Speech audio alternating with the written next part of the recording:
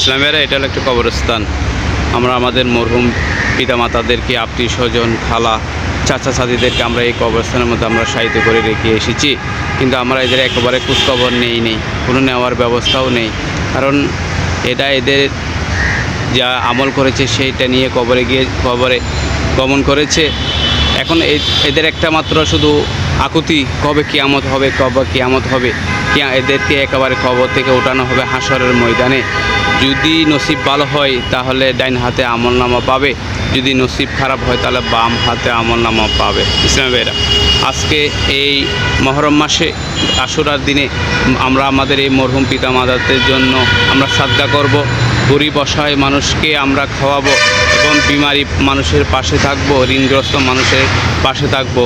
তাহলে আমরা যে সাদকা করব, আবার আমরা যখন মৃত্যুবরণ করব, তাহলে আমাদেরকে যখন কবরে শায়িত করবে, তখন আজাবের ফেরেশতারা আমাদের হাতের দিকে ছেড়ে আসবে। তখন আমরা যে সাদকা করব সেই আমলটা দাঁড়িয়ে যাবে, বলবে আমি হলো মাইয়াতের আমল। দেখেন, আমলে নাজাত।